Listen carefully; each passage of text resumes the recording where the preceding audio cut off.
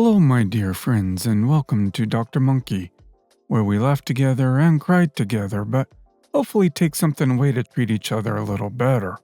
Here's some interesting stories. One about OP, who saw a lady who got tasered for trying to snatch a woman's face mask to give it to her child. Please subscribe if you haven't, and I hope you'll enjoy it. Story 1. We were at the dreaded big box store picking up potting soil because we were going to DIY ourselves through the isolation. Things aren't crazy here, yet, but there is a 2 per customer limit on a majority of items. I assume this means everything. So we're getting 2 bags each of a few different types of soil. My husband is loading the last 8 bags on our cart when I hear her. I know it's a Karen, just by the level of unnecessary outrage in her voice. Karen: "Are you kidding me?" Not a lot of people out there in the garden center, but we all looked to her.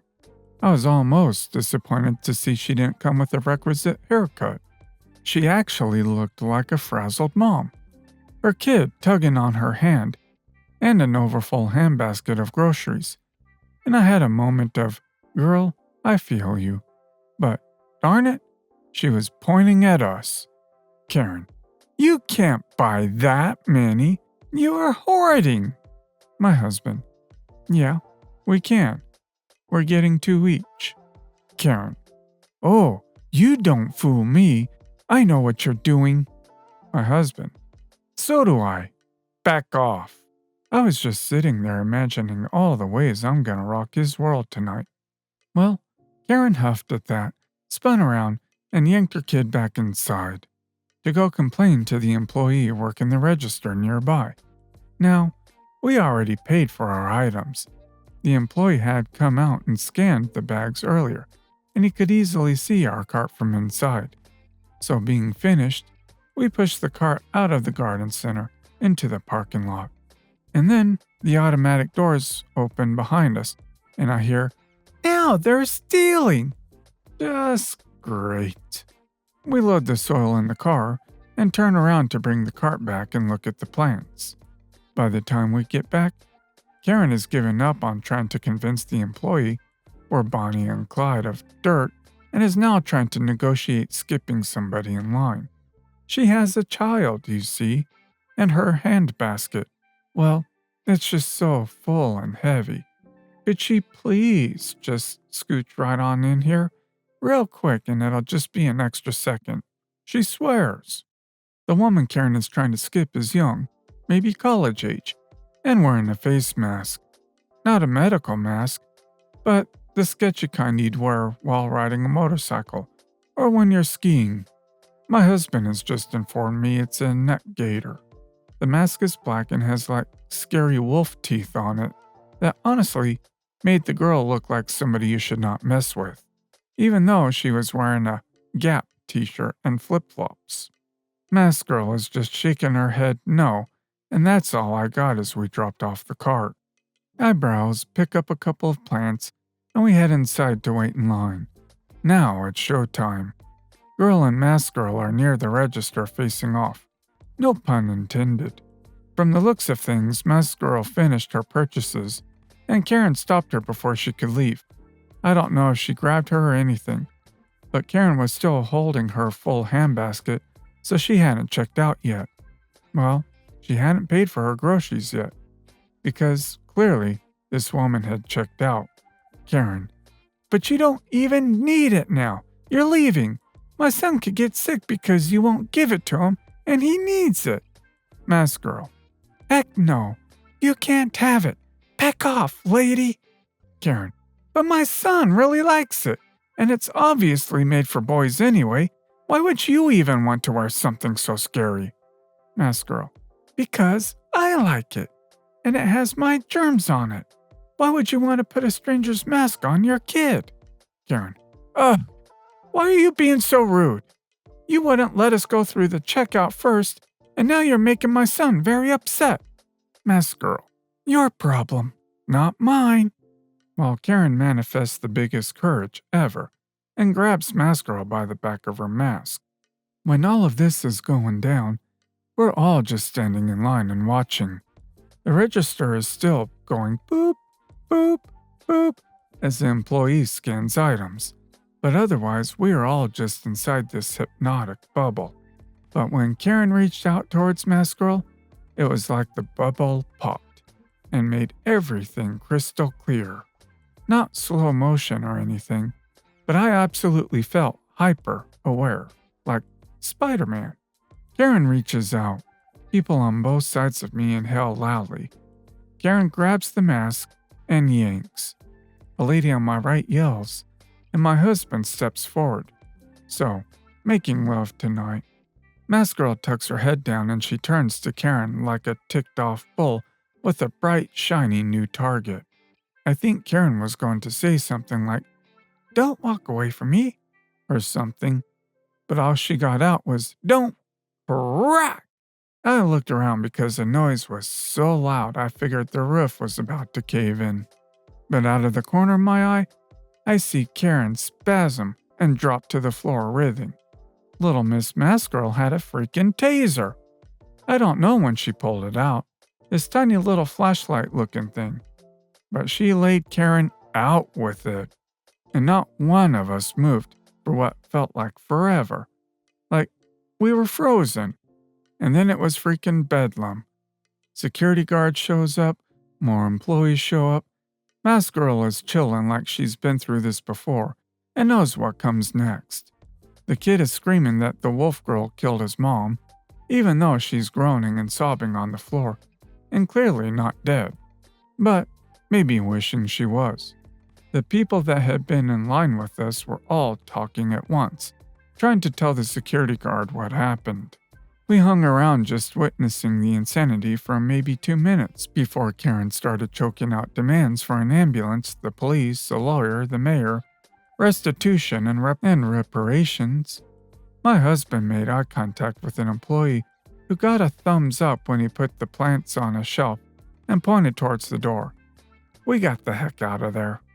We drove home in silence until my husband parked the car in our driveway, and then we just burst out laughing. Neither of us had ever seen anything like that before.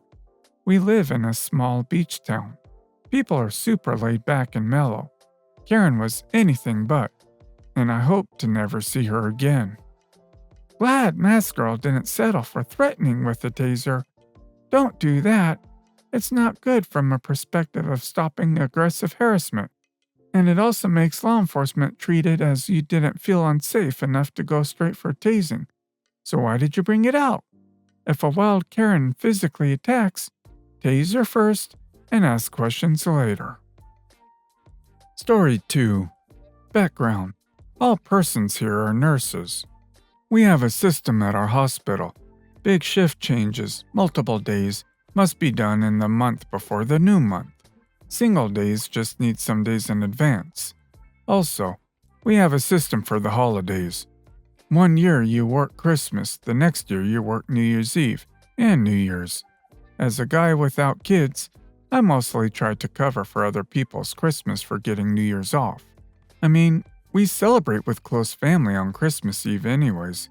This year, I had to work Christmas and asked around if someone wanted to swap. One of my coworkers directly answered. She told me she would gladly work New Year's for me, and I'd work Christmas for her. We talked to our charge nurse and she gave a green light and changed the schedule. She was happy to see her family after last year's Christmas was in lockdown, and I was happy to get hammered on New Year's Eve with my girlfriend and friends. But then, today happened. Our EM, or Nurse Karen, is one of my coworkers. She's okay at her job, although she complains when she can't leave on the dot. I never had any real problems with her. We just coexisting. This happened on my break today. Nurse Karen, NK. AOP. Me. Oh, hi. I wasn't really paying attention. I ate my soup and browsed the app on my phone. NK. Can I ask you something? Me. Sure. NK. So, I saw you and the other nurse swapped holidays. Me. Yeah. Well, I thought you'd cancel it and cover my shift on Christmas. No. What? Why? It's the same for you. You have your New Year's Eve off anyways. Me. But the other nurse made plans with her family. Okay. Maybe. But I need Christmas off. I have kids and she doesn't. Me. Yeah, maybe, but she has plans too. Okay. That's not fair. I had no chance to ask you first. Me. Yes, you had. I asked in our instant messenger work group. I then showed her the message in the group. And sorry, who comes fast paints first. A saying in my language. Not so good in English, though. Okay. Ugh! That's so unfair. You both don't have children, so Christmas isn't that important to you. It's a family holiday. Me. Yeah? Other nurse meets her family on Christmas. That's why I swapped with her. I gave her my own copyrighted, "Screw you, sweetie," smile I got from working in that soul-sucking snake pit, also known as my hospital. Okay. Ugh! She stomped off. I just get back to here to continue to eat my onion soup. A mistake because onion breath and mass aren't a good match. The nurse I swapped holidays with told me that Nurse Karen tried to talk her out of it too, but she wouldn't budge either. She then tried to talk to our charge nurse, but that was in vain. Our momentary charge is a work friend of mine, and we are both male nurses, so we have a secret but sacred bond to each other's backs. Karen is ticked because no one wants to swap. That's not my problem. You weren't even off on Christmas. You already promised to cover someone else's Christmas shift, and she just showed up to demand you cover hers instead? What is that? Who cares if she has kids? No one cares. Story 3. As context, you need to know that, modesty aside, my older brother and I are the more successful of our cousins. Dad's side, 8 in total, including us. At least, according to career-based stereotypes. A lawyer and a doctor, respectively. We are basically most parents' dream power couple. It also means we are the wealthiest of the bunch, with my brother being the richer one between us, too, by a wide margin. In terms of family life, my brother has been married for some years, but both his wife and himself have always been clear about not wanting children at all. Zero. Nada. Never. And he even got a vasectomy. Funny enough, while they don't want kids of their own, they are obsessed with being the cool uncle and auntie, and they pamper my sister-in-law's nephews to the point of being kind of ridiculous. As an example, in 2019, they wanted to buy, not rent, buy, a giant inflatable dinosaur slide for one of the kids. Only his mother's pleas about not having space for it anywhere, who has it really, stopped them. This is where my cousin Amelia enters the tale. She was the first of the pack to have kids, twin girls, who, as you may have guessed, are the princesses of the family, being heavily spoiled by everyone, especially my brother, my sister-in-law, and, I must admit, myself. After Amelia, the other 3 of our cousins have kids, and while they are also being paid a lot of attention, Amelia's are still Q-ruling queens. The twins are almost 6, and their parents are looking to enroll them in a private school, whose price is, well, high. Even with siblings discount, it is a hard hit to the pocket. So they asked my brother for help, and he said yes. So now he is basically going to pay for one of the twins' education for maybe 1 or 2 years, until their parents can save up enough to take over.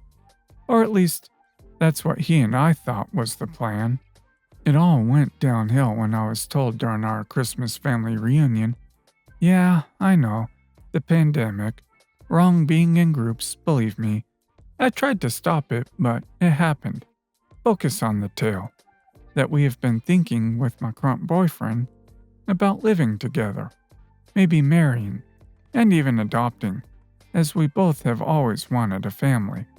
Things just got suddenly weird.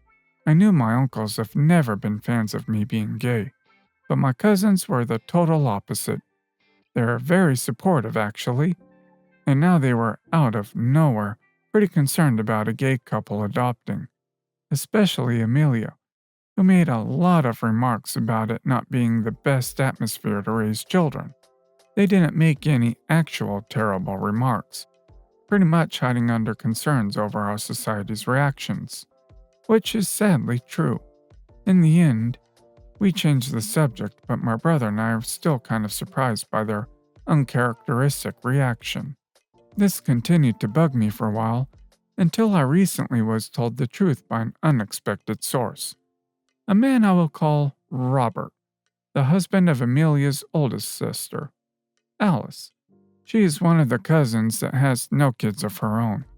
2 weeks ago, Robert called and asked to meet us at his house. At a time, Alice would not be home. The out-of-the-blue invitation from someone we barely talked and the peculiar conditions were curious enough to make my brother and I accept. When we arrived, Robert told us something that still makes a chill go through my whole body. It seems that me and my brother considered an insurance, retirement, inheritance emergency fund for Amelia and her family. Because my brother doesn't want kids, and I'm a gay guy with no chances of having children, it is obvious that we will die without direct inheritors. She was sure that the bond we have with the twins ensured they would be the recipients of this hypothetical inheritance, or at least most of it. Meanwhile, she is planning on milking us for what she can while we are alive, which includes a college fund she was going to persuade my brother to invest in the future. You may be wondering how this random guy knows all this. Well, Alice and Robert don't have children. It's mostly because they know they are not in a financial position to do so. But they really want to. Amelia tried to convince her sister that with us as the family bank, and Dylan disgusted by the whole deal that he could spill the beans. He also has the theory that Amelia has been spreading the bank idea to our other cousins, or at least has implied it in casual conversation, and that our constant gifting to the kids just reinforced it. The problem is, her whole plan goes to trash if I have children of my own to take care of. At the same time, giving my brother his first real nephews to focus his attention, resources, and inheritance. That's the reason all were so disturbed by the mere suggestion of me having kids. I want to be honest with you guys. I feel sick, like wanting to throw out sick. My brother feels the same, and even my sister-in-law, the sharpest person I know, has no idea what to do. Easy answer. We cut these freaking human leeches out of our lives. But the fact is, we love our nephews. All of them. Not only the twins. And we want to be a part of their lives. We also have strong bonds with their parents. Even Amelia. And it is not easy thinking of our lives without them. But if this is true, if they are really that toxic, we haven't confronted Amelia or any of the others about this. We don't even know how to start that conversation. But my brother has already told her that he may not be able to pay for the twins' school because of some surprise debts have put him in a hard place. According to him, she was angry and didn't have the decency to at least ask about his well-being.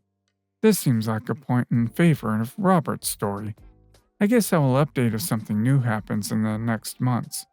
But for now, the only thing I think I can say is that Uncle Faco will not be so cool anymore.